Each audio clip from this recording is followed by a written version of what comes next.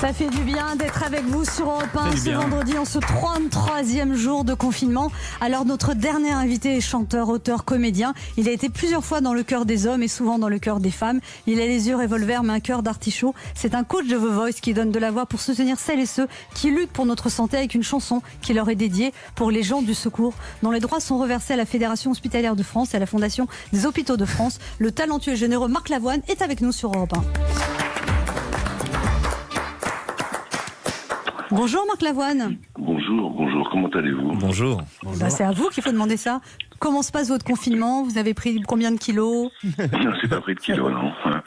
Non, je suis avec ma fiancée, on écrit son roman, son prochain livre, et moi j'écris mon prochain disque et mon prochain livre aussi, voilà. Donc vous êtes en création. Oui, je parle beaucoup avec mon camarade Pascal Obispo, Florent Pagny pour promouvoir le disque que nous avons fait. Voilà. Alors comment vous est venue cette idée? Tout de suite vous avez envie de vous mobiliser pour aider les soignants?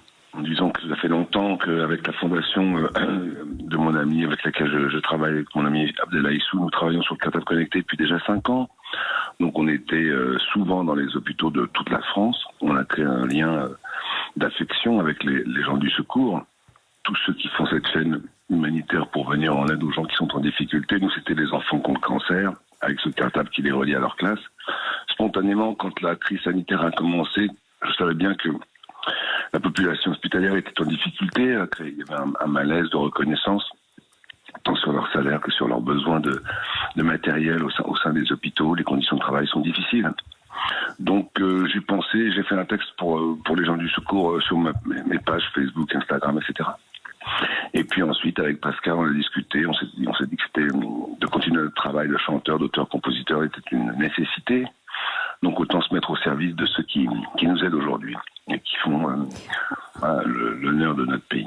Et alors là, cette chanson, elle cartonne puisque vous êtes numéro 1 des ventes sur iTunes, déjà plus d'1 200 000 vues sur Internet. Est-ce que ça vous fait plaisir, j'imagine, et en même temps vous dites que c'est pas grand-chose? Comment vous ressentez ce succès?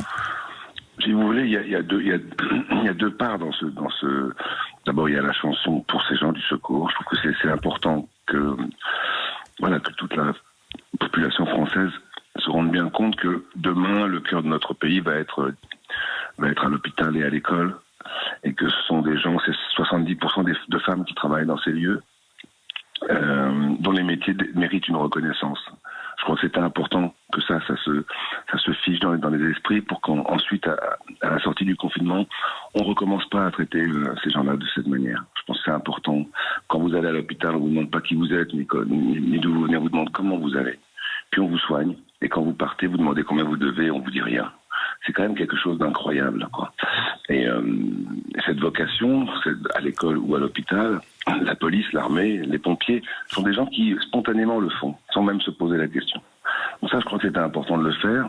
Je pense que grâce, à la publication du clip, qui a fait pas mal de vues sur Internet ou à la télévision, je pense que ça ensuite l'argent sera versé à la Fédération hospitalière française, qui donne à toutes les structures de soins et aussi aux EHPAD.